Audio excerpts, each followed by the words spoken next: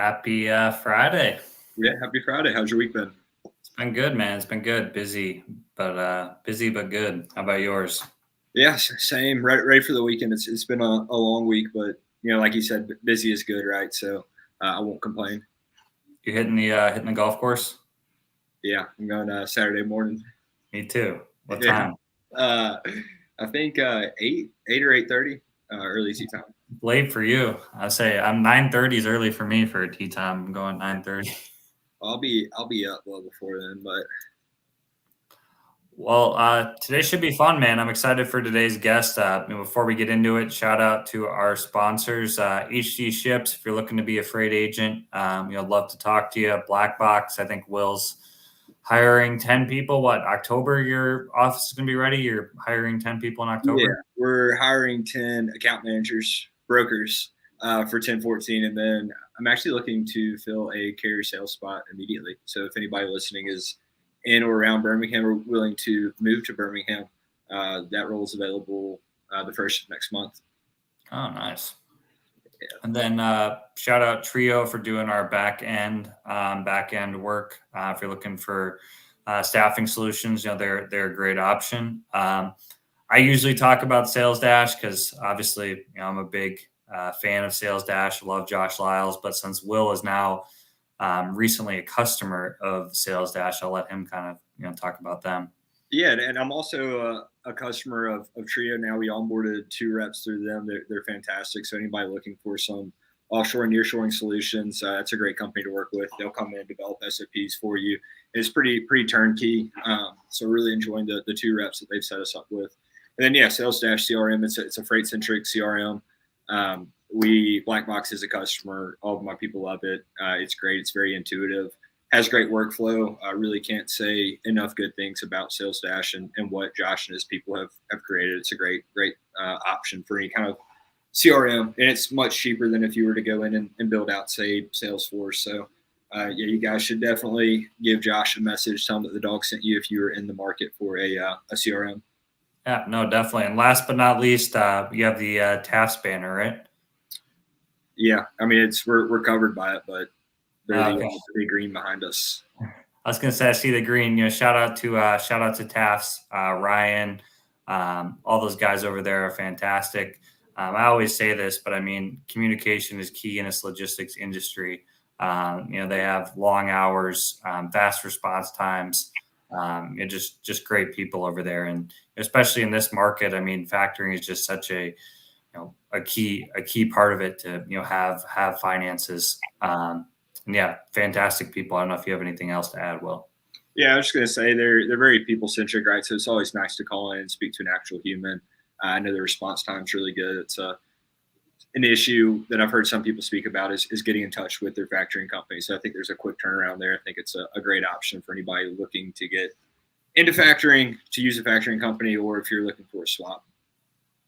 Yeah, no, 100%. Well, it's should be a fun guest. I know we're just talking to him a little bit, back pre-stage. Got a wide background from being a truck driver to owning brokerages, trucking companies, hopping into consulting. It should be a well-known YouTuber. I think he has a YouTube channel, 50K plus subscribers. Just a ton of industry knowledge, and it should be fun.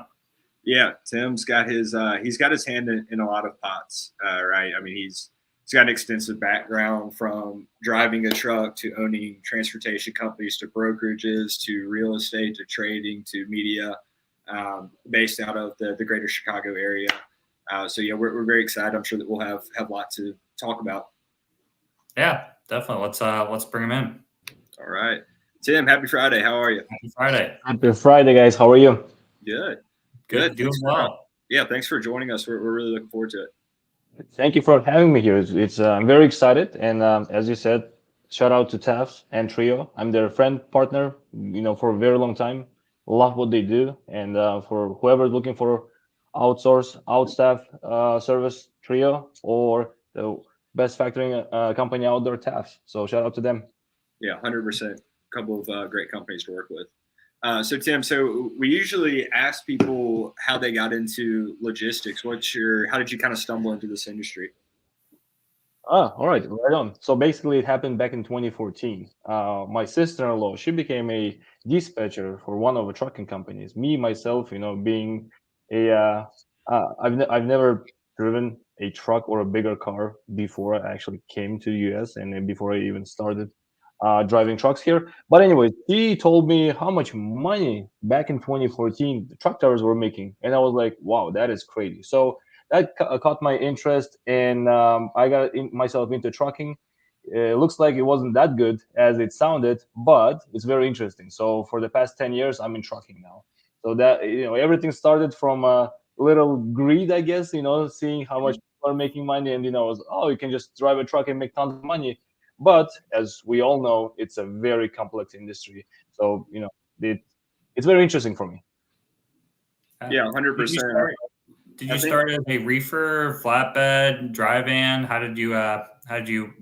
What did you pick to It was start? it was the simplest, a general freight drive-in, 53 foot over the road. I got my own 2013 at that time Volvo. That was my first truck, and I drove it for quite a while. And that was interesting. It was the first couple of trips. My wife was next to me. She was preparing food. She was feeding me. She was like, supporting me. But even then, she was like, you know what? It's too hard, and it is hard. It's gonna be, it's boring for whoever is driving next to you. It's boring. If you're driving a truck, it's interesting for you, not for your passenger. yeah, that makes sense. Yeah, so I actually had booked some loads with a trucking company that Tim had sold. I was doing some quick research looking at our system, some flatbed loads, I believe. So yeah, pretty interesting. I like that you mentioned, you got into it with maybe a little bit of greed, right? You heard there's a lot of money to be made. So I think that happens. It's a cyclical industry, right? So when freight's booming, you see carriers collectively overcorrect, right? Everybody's telling them how much money they're making. Next thing you know, everybody's hopping into trucks, and through that, demand kind of drops off, and rates maybe plummet, right? So it's pretty neat to see somebody that got in like that, and then maybe kind of evolved and pivoted. Because I mean, again, based off your background, it seems like you've done a lot of things within transportation. So when you were driving, and maybe things did, how did you get out of driving? What was your next move from there? So when I got into trucking, I always had this plan, like almost every single truck driver out there. I'm gonna work for maybe a year or two, collect as much money as I can, and go ahead and build my business, and and be a entrepreneur, and have this financial freedom. I guess that's a trap in trucking industry. Every 3 4 years, it's a cycle of newbies, having the same dream, and coming into this industry. But in reality, obviously, that's not that easy. Market goes up, market goes down. You have huge expenses on truck repairs. The very first time when my truck got, it was a used truck. When the very first time when it got towed and fixed at one of the shops here, I believe it was almost like $16,000. And for me, it was crazy. So whatever I made in the past couple of months, I spent all of it into my repairs, and it's just endless cycle. And it was hard. But then I always had this idea that it's not the trucking industry. Well, it is crooked. Of course, we have some hoops that we have to jump around. But then overall, we have most of the people who are coming into trucking industry, they don't have enough knowledge, within this industry, and they think, as I did, it's very easy. It's just buy a truck, call the broker, get a load delivered. That's it. Reality shows that's not nearly close to that, and a lot of people need tons of education, tons of contacts, and some good leads. Yeah, 100%. So when I left, I used to work at a brokerage. I left to start a brokerage, and I had a non-compete. And kind of my workaround was starting a dispatching company. So I was dispatching for a lot of owner ops, small fleets. And the way that I got the drivers was through factoring companies. So it was a lot of new authority carriers that kind of like what you're describing, right? Maybe they drove for a couple of years, saved some money, and now they have their own authority. And there was maybe with a lot of them kind of a disconnect with reality of expectations versus what was actually possible. So yeah, I mean I've experienced kind of what you're talking about, not firsthand. I've never driven a truck or tried to start a trucking company, but from working pretty closely with those guys, it was kind of I don't know. There's a lot of things that maybe they just weren't aware of when running under their own numbers, and it was tough. It was also, we started doing it right once COVID happened, so there for a minute it was really bad, right, and then it got really good. But during that, it was rough. So no, that's very interesting. Thanks for kind of going through all that. It's pretty neat. How was it for you, like working, before we kind of go on from driving a truck, but how much was it, kind of a shock working with brokers at first and all the, chaos sometimes it goes between, brokers and carriers and shippers too, and just, the chaos. Did the chaos surprise you at all? Like, or what was kind of some of your biggest surprises becoming a, truck driver? It was one of the biggest surprises. You're absolutely right, Matt. I was surprised how much miscommunication is out there between the carrier, the shipper, and the broker. Especially at that time, 10 years ago, we didn't have enough telematics like Samsara or like Motive, whatever we have right now, and we didn't have enough communications, I guess, or enough CRM systems, TMS systems. But it was tough for a smaller company. It was tough, carrier would request, I mean, shipper would request a reefer, and I would show up in a drive-in, and broker was like, well, I'm sorry, here's $150 for a truck order that I use, but my entire weekend is screwed up, and I'm losing thousands of dollars. Yeah. And it's not blaming brokers. It's just overall miscommunication between all of us, between all the branches of this industry. So that was shocking. Do you think communication's gotten kind of better over the last 10 years, or worse, or about the same? Depends for who. For example, because we have a brokerage as well. For brokers, it's I think it's a little bit easier right now with so many tools out there to kind of check, control, and see who is your carrier. And when you're looking on this side of a boat, is carriers, we don't have enough tools to go ahead and implement our telematics with brokerages. For example, if I'm a carrier who has spot market, and most of my freight is coming from spot market, now I have to go to DAT, Truck Stop, CH Robinson's, whatever it was called, and then we go to Navisphere, you go to 360 from JB Hunt, and you have to go to 15-20 different load boards just to get a load. Where it is easier for brokers because now they have a control, now they have all those EDIs, and they have all the data to make correct decisions. But then for a carrier, I end up, going in loops, and that's something that is getting worse has gotten worse for us. But then overall industry, I think it's slowly, but it's moving towards some transparency. Yeah. So isn't that aren't you pretty involved in that now, kind of improving processes for carriers? Is that what your current company is doing? 100%. Well, not only that, but yes, so what we do right now is AITIM Group, as viewers can see, in logistics industry. What we do is, well, absolutely A to Z for trucking companies, from starting a new authority all the way to buying out, developing, or investing in existing trucking companies. So, for example, our typical client is 10 to 15 trucks is coming to us, and he was like, "Hey, I'm struggling. What am I doing wrong?" And we go into his operations, and we find tons of things that he never even heard about. Because 8 out of 10 trucking companies in the recent 10 years, they were opened by former truckers. Basically, they didn't have any knowledge of business. They didn't have any knowledge of the industry besides being a truck driver. So when they came into the business, they didn't see how much effort it takes to actually grow a trucking company in a right way, so you can grow and not expose yourself. So basically, that's what we do. We come in and fix or build their operations so they're more profitable, and it makes more sense for everyone. 100%. So what are, maybe when you're working with these companies, are there some common, what would you say the most common mistakes that they're making, or the issue that you see the most that's prevalent for the majority? Right. There are a number of them, as I'm sure we all know. But then one thing in common is relying too much, 100% relying on brokers, on spot market. That's the biggest problem, And or on the other hand, if your goal is to be 100% contracted or dedicated, that's not a good strategy either, So you have to kind of mix and match. You don't have to put all your eggs obviously in one basket. So if you have some dedicated, some contracted, and some spot market, that's the best scenario to go, and not to be vulnerable for this market jumps. So when you speak on, so it makes sense to me that you wouldn't want to be 100% reliant on spot market, right? Because as we've discussed, it's very cyclical. It goes up and down. So if I'm 100% in the spot market, when it's good, it's great. But when it's bad, I'm feeling all of it. And it can be pretty bad, right? Companies go under that way. So are you saying that you would want to not be contracted 100% so that you could still reap the benefits maybe when the spot market picks up?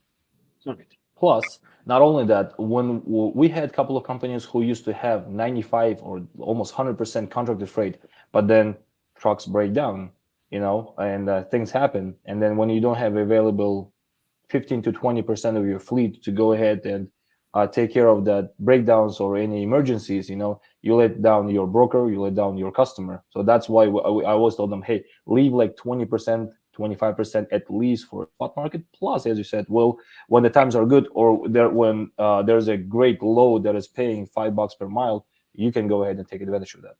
Okay. Yeah, that makes sense. I'm glad that you expanded on that. It makes sense to have maybe 20% of your fleet kind of on standby or taking advantage of those hot loads. Because, I'm sure that we've all been exposed to them. Friday afternoon, somebody's really desperate and they're paying a crazy amount. You want to be able to take that as opposed to like, I can't because I'm committed to this load paying a fourth this much that's picking up on Monday, right? So, no, that's very interesting. So how many trucking companies have you guys helped with or worked with through this company's life so far?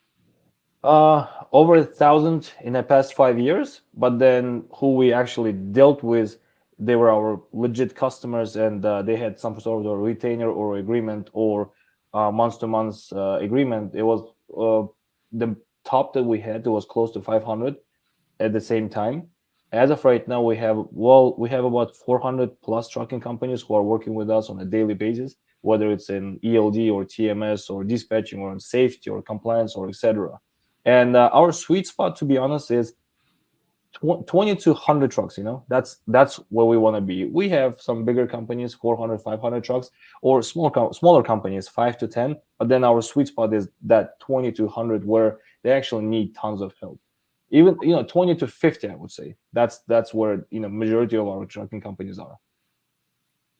Are you seeing too, as I know we talked a little bit, obviously, TAFs and Trio are great for factoring and for, offshoring. Are you seeing a lot of these smaller companies, utilizing, factoring, utilizing, offshore options, for some of these 20 to 50 truck fleets?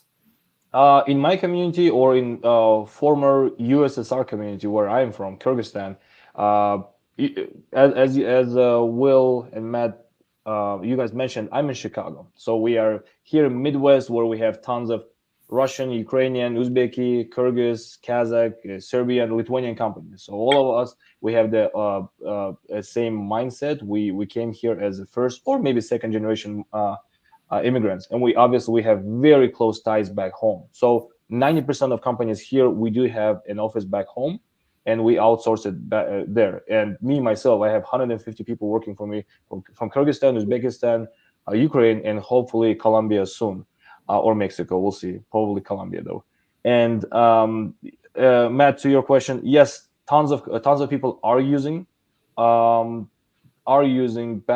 offices in outsourced office back home, but not all of them are doing it right, and I'll expand on it.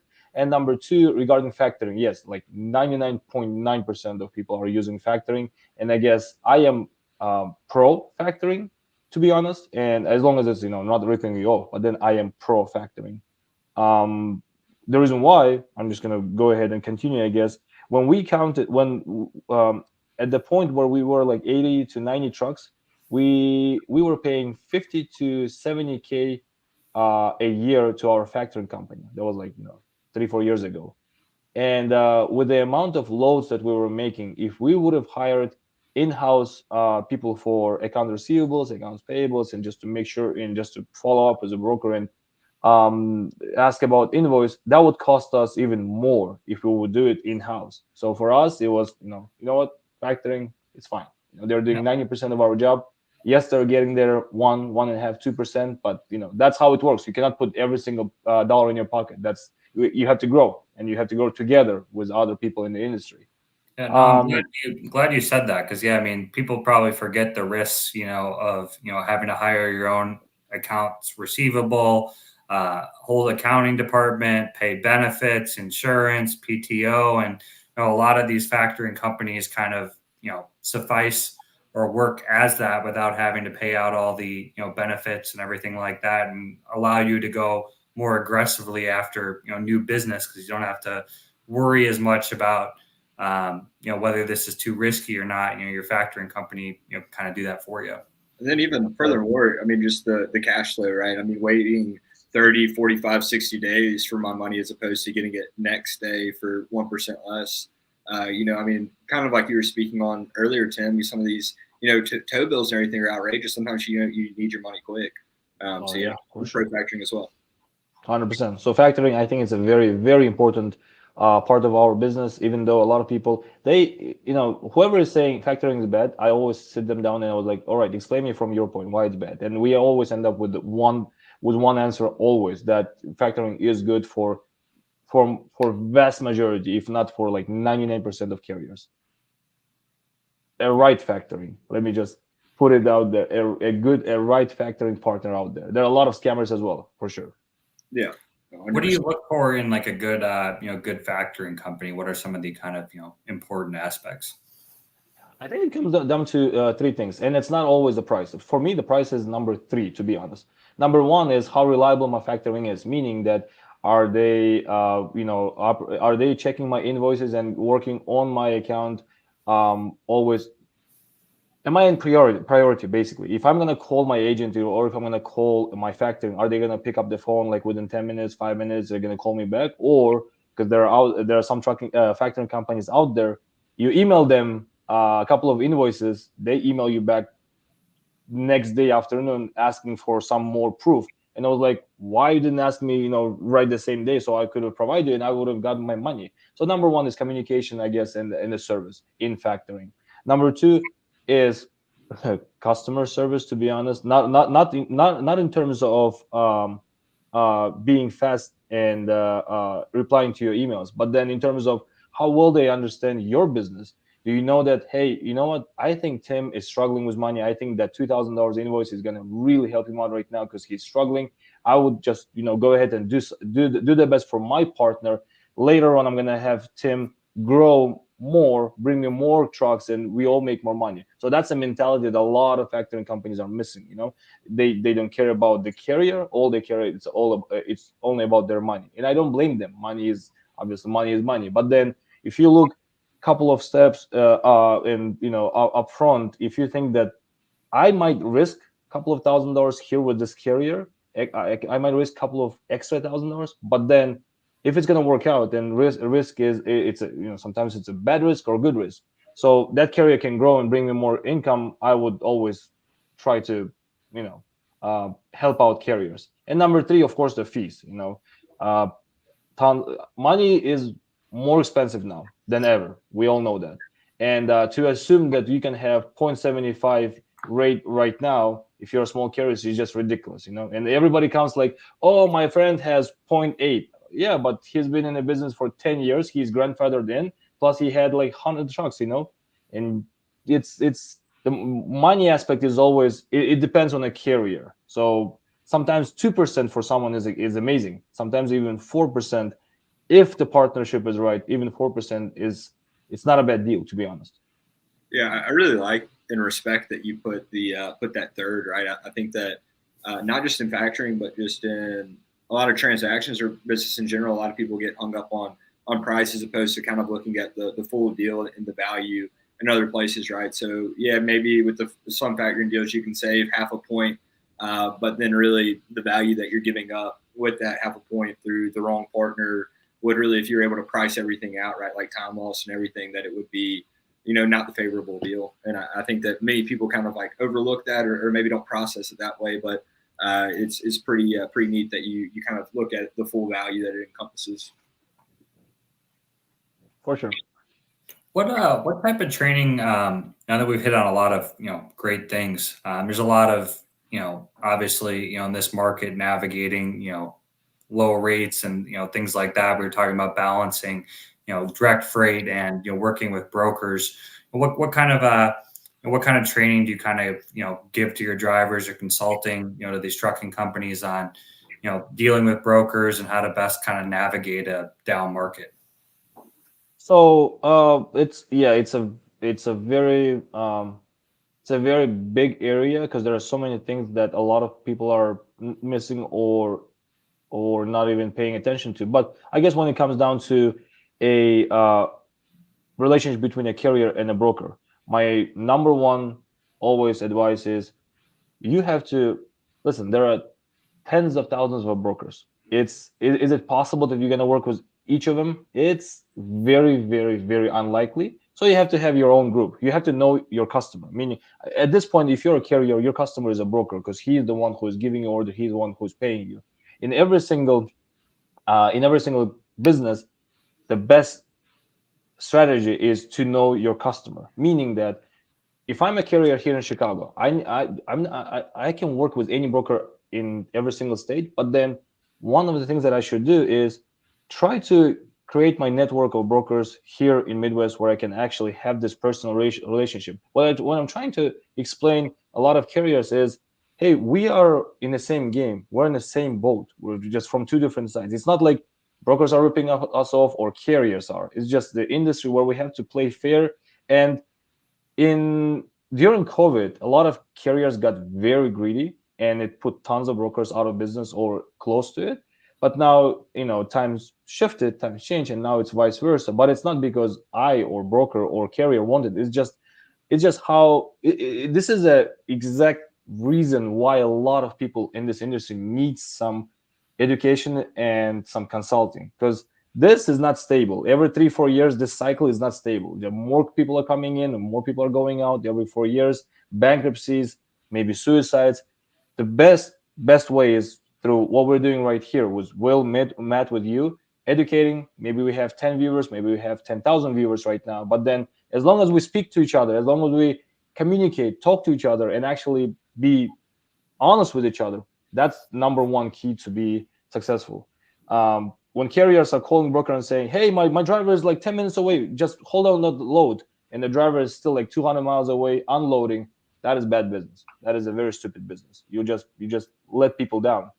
You let people down once, twice, and nobody wants to do business with you. So Matt, to your question, I think I always teach them and train them on best communication ever. Oh, 100%. I don't know if you saw Ryan's comment while we were on the show, but a factoring company is only as successful as its customers. I mean, I think that kind of summarizes well, kind of what you were, talking about and why we like working with TAFs as well. Yep. Hi, Ryan. I'm pretty sure Rob is there. I'm pretty sure Jordy and everybody else is there. So again, shout out to TAFs. Yeah, and Daniel commented, great point. We appreciate you tuning in, Daniel. And then, what you're speaking to as far as the broker relations, I mean, I can say for my company, right, there's a lot of carriers that we'll call without going to the board, right? And it's through that service, right? If we enjoy doing business with them, for example. I mean, I was talking to Matt about a kind of like some new business that I acquired this week in Florida. And yeah, I mean, I found 3 carriers that do a good job, and it's about 10 loads a day. And I'm just calling those 3 guys, and we're just keeping them moving for the week. They have loads.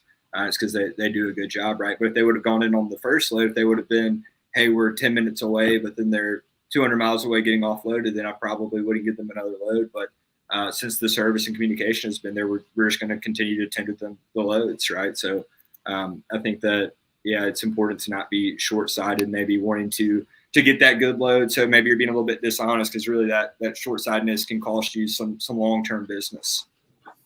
100%. I'm with you on it.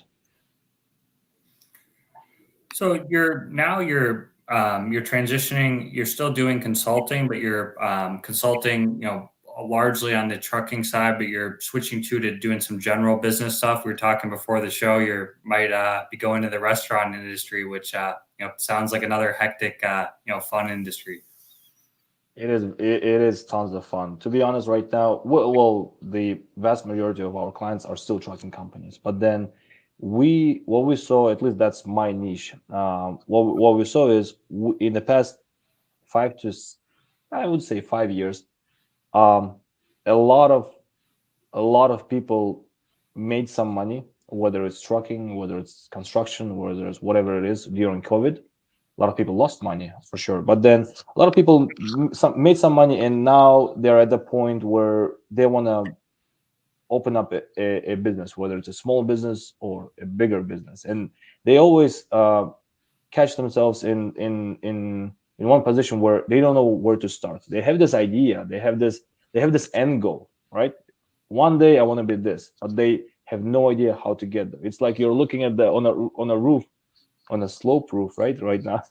You look at the roof, and then you have to create or find a ladder to get there. And a lot of people come to me, they're like, hey, I have tools, money, I have a goal, but I don't know how to get there. And we help them to build this ladder or escalator if they're too fancy, and bring them up there. And that in terms of marketing, a compliance, licensing, and you name it. So yeah, right now we are getting interested in restaurant business, but I'm not sure yet. It's just too much, to be honest. Well, we'll see. It sounds like a lot. I guess I'm curious, just from the business side of things. I mean, right? So you're talking about maybe getting into the restaurant industry. It's going to be a little bit different than trucking, but just the principles of running a business, do they translate pretty well? Like, do you kind of see the same pattern? So if I've got this end goal with a trucking company, or if I got this end goal with a restaurant, do you kind of see the principles in line? Like, is it pretty similar in that sense? Does that make sense? It does, yeah, absolutely will. And I want to kind of expand the answer. I think what you're asking me here is, are the problems similar amongst those people who want to build a trucking company or a restaurant or a real estate or anything else, right?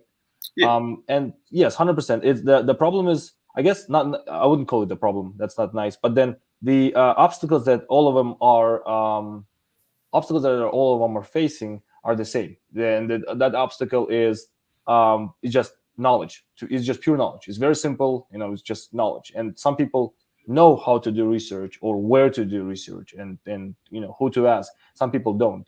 And we, sometimes when people come to us and they pay X amount of money, and then they get their solution within like half an hour, some people get like, you know what, you're charging so much money, you're so expensive, for half an hour you charge me this. I was like, that's not half an hour, that's my 15 years of practice, 15 years of mistakes, sleepless nights, and tens of thousands of dollars that I lost. So it's advice, it's knowledge, and this is my time. So you're buying 15 years of experience, not half an hour. So I guess that mentality of a lot of people who have never been entrepreneurs, or who have never risked anything, or weren't just raised like that, that's the very, very that's the biggest obstacle that they face when they're trying to open a business. They think that they have this idea and everybody else around have to kind of play along with it, and I guess that's what's killing a lot of businesses. Yeah. So yeah, what you're describing, I've heard it put like this. Just with a more common example is just a plumber, right? You're not paying the plumber to hit on the pipes. You're paying them to know where to hit on the pipes, right? And there's obviously lots of training and experience that went into that. And yeah, it's an investment, right? So just with these different people that you're working with, are there any shared character traits, or what do you notice in the people that are able to kind of take the advice and succeed, as opposed to maybe the people that don't? Do you see any similarities in those people? Yes, one. I don't know. Well, yeah, I guess we can make sense out of it. Well, if a person is willing to learn, if he understands genuinely that he's not the smartest in the room, there's always someone who knows more about some topic than you, no matter how many years experience you have. There are tons of people who are in the business for less than I am, but they know more in some certain situations, and I'm fine with it.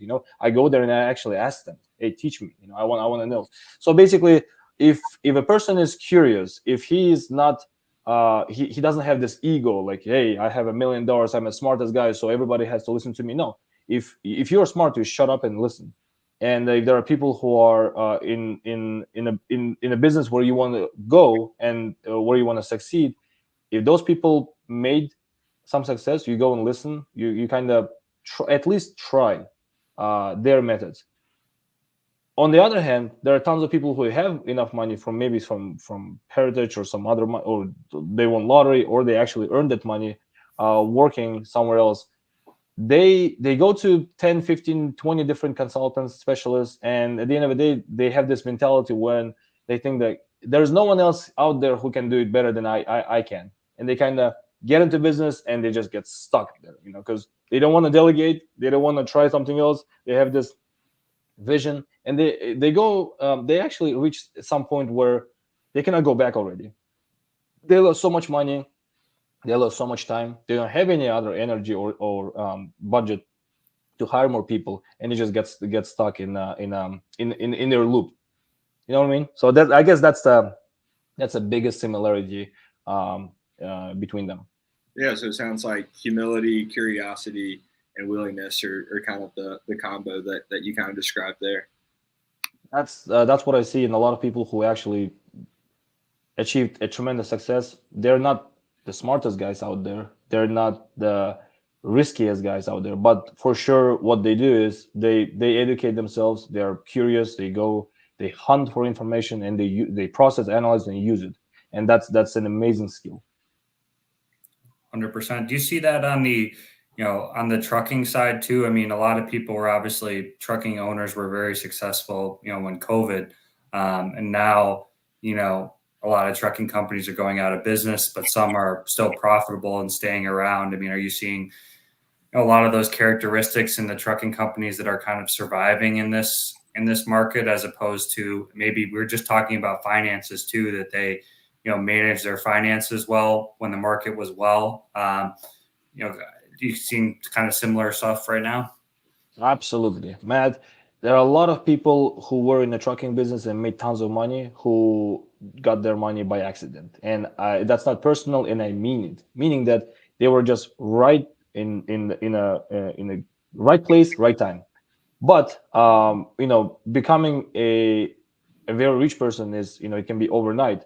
The actual problem is actually holding it, and trying to grow it, and actually making sure that you sustain it. That's the biggest problem. If you give me $10 million right now and I win a lottery, tomorrow I might not have nothing, or I can actually use my brain and kind of develop. What I'm trying to say is, unfortunately, a lot of people during golden times, 2021, 2022, they first of all, they thought that it's going to be forever, which is absolutely never happens. Number two, they didn't educate themselves well enough on where to use that money in order to protect yourself in the future, or to have a second source of income, or maybe third, just to be more on the safe side. Instead, they started buying G-Wagons, boats, mansions. And now, when the market is dead for 2 years, you have to pay for all of that. And now they're starting to sell all of it. And now they're blaming, a lot of them are blaming that the trucking is bad. No, the trucking actually gave you some opportunity. You're supposed to gain that money, make a good plan, sustain the business, and continue growing. And we see tons of trucking companies who actually are thriving right now because they had that mindset from the beginning. So I guess that comes from the person. We got a comment here from Daniel. He said they hunted the loads, not partnerships. Exactly.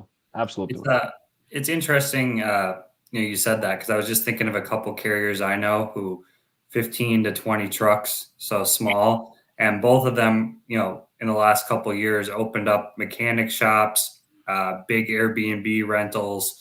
They put their money in other businesses, and they're both surviving, in this market. So it's interesting that you said that, because I'm thinking of my friends that are surviving in this trucking market that own, trucking companies, and they both put their money, within the last couple of years in either other businesses in the trucking world, which mechanic shops are actually, pretty profitable, at least from what I'm hearing, but also, Airbnb as well. We've got a lot of properties. So it's interesting to hear that. Yeah, I mean, I think even past surviving, there's companies still thriving, right? And then, Tim, what you're speaking on, I've heard it be told as it's two different skills, right? Making money and then growing money, right? And growing the money is a little bit harder than making the money in some cases.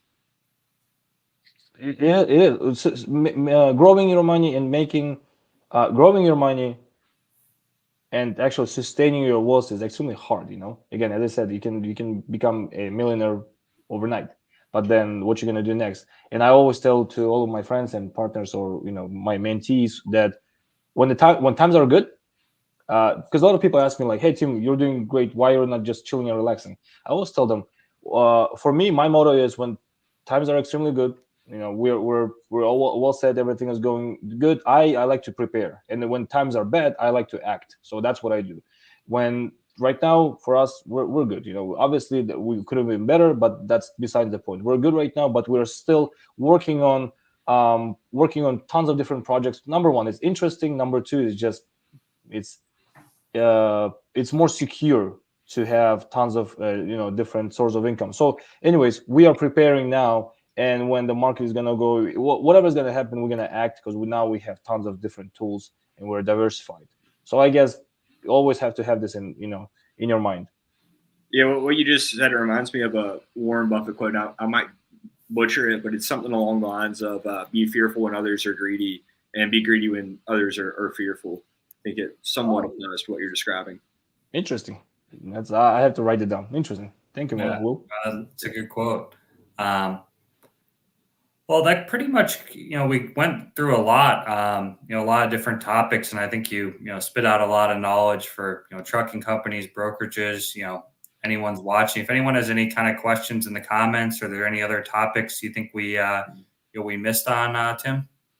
No, hopefully some people will ask questions in comments, but here is my perspective of what's going on and how we can kind of fix it. Obviously, we can't fix the industry within a year or two. It might take a decade, but you have to take a step back and think outside of the box and see what's going on. So as of right now, the one of the biggest problems is the big mega carriers or mega companies are getting bigger and bigger because they're buying out smaller carriers.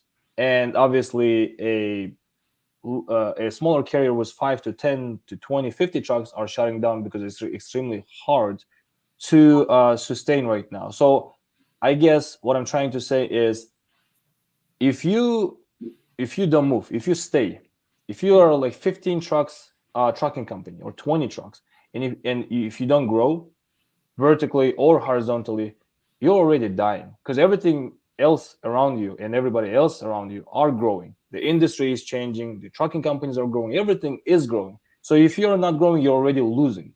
It's those times are long time gone, when you have 10 trucks and you can sustain 20 years business. Not anymore. So what I'm trying to say is, always educate yourself, always grow. If you're a business owner, and I hope a lot of business owners are watching this, your job is not operations. Operations is your manager's job. Operations is your employee's job. Your job is to grow this business and to actually make something big out of it. Go and look for new leads. Go and get some new sales, and etc. Your job is not to clock in whoever is coming at 8 a.m., whoever is leaving at 5 p.m., and just checking everybody's signature. Oh, this is not filled out.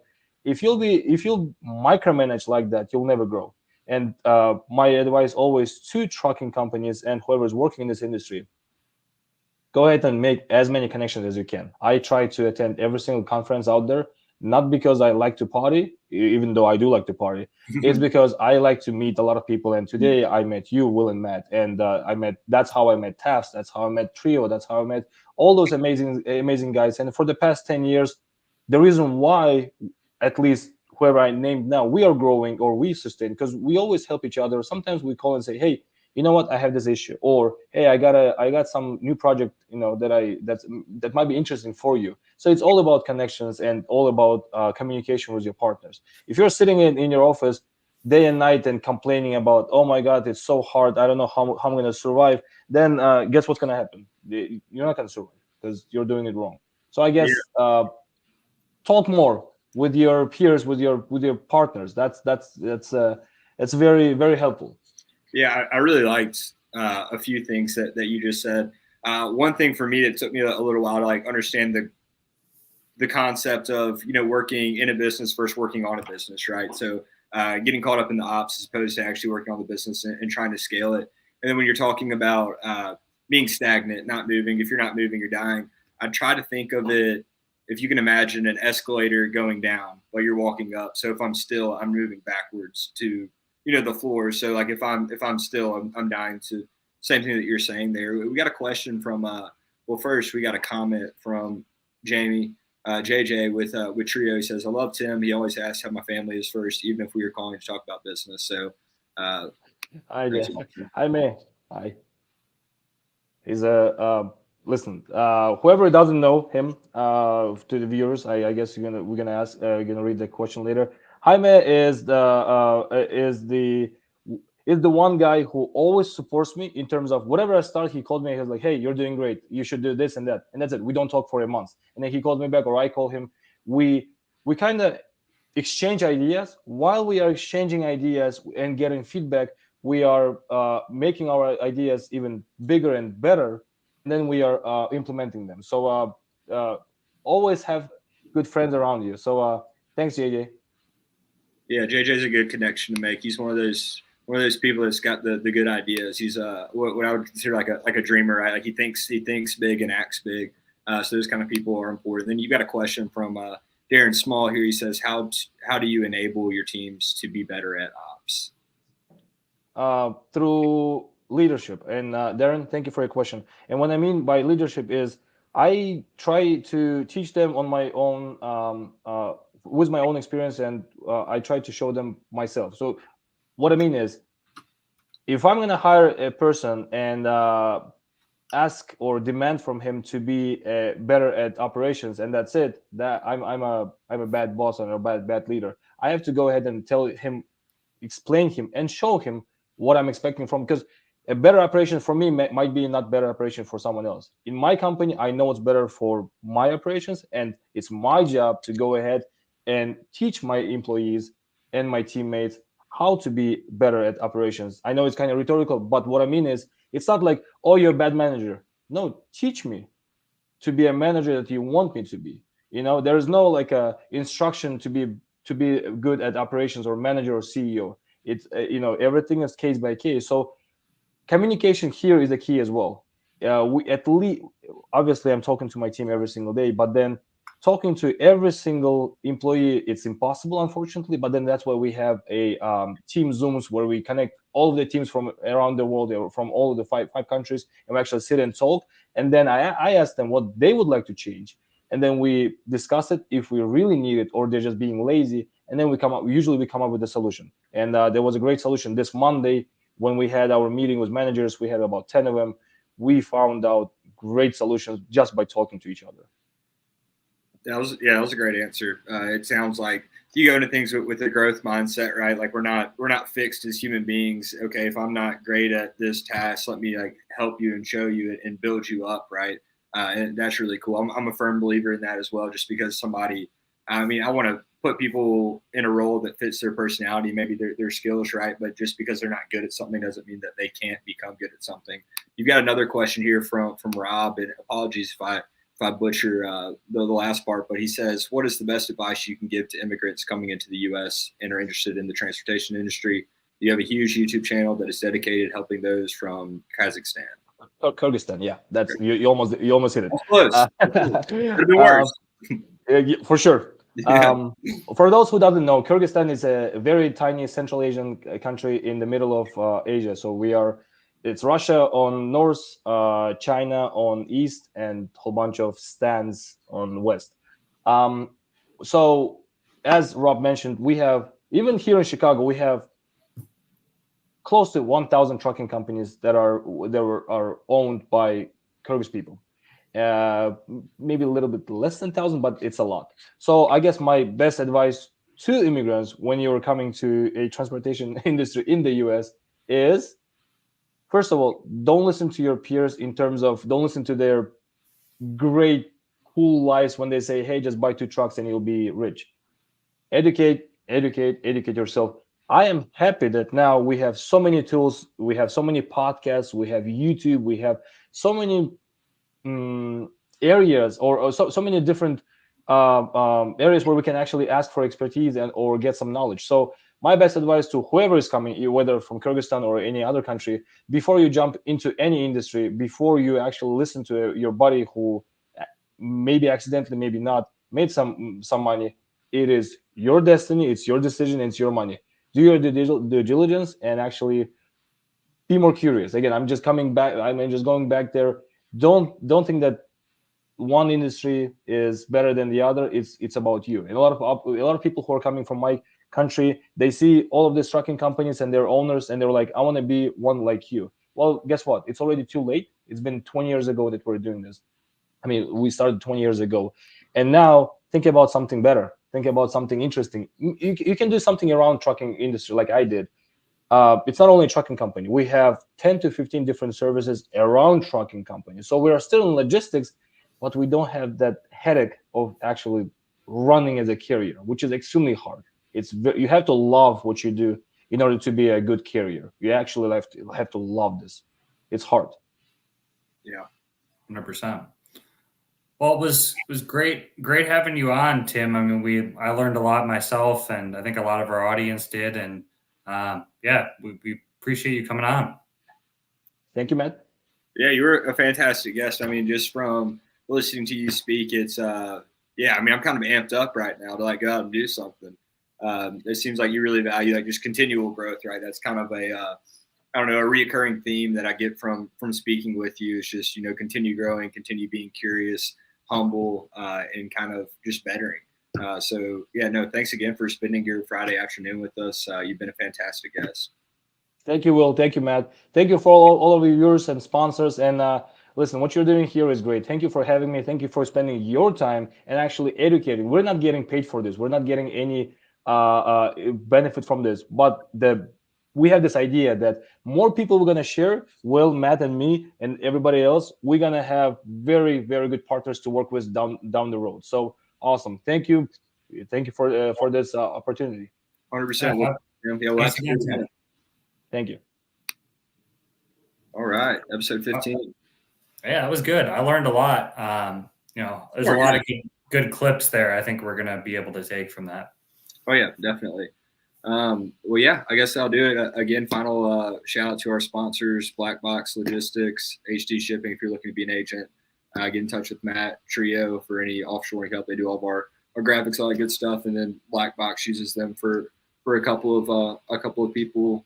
And then Sales-CRM, Freight Centric CRM. And then, of course, Taft's Factoring Company. Yeah, no, 100%. We got a great list of sponsors there, great companies, great people. And yeah, we're going to have a fun week next week. Anyone's kind of previewing our guests. Going to have Danielle over on at Revinova and Michael over on at 3PL Systems. I believe Revinova is in the brokerage space, and 3PL System I know is now in the trucking space too for TMS. Revinova maybe too. We'll learn more, but Danielle and Michael are both great people, really interesting personalities. So it'll be fun talking about the tech and the TMS world out there. Yeah, well, yeah. If you're not already, follow the pages. Stay tuned for the announcements. We'll announce the shows early next week, and we'll be back at it with episode 16 and 17. No, definitely. It'll be fun. Well, have a good weekend, Will. You'll probably shoot better than I will on the golf course. So who knows? We'll see. I'm liable to go out there and throw up triple digits sometimes. Well, if I break triple digits, it'd be a miracle. But enjoy your weekend. All right, you as well. All right, bye.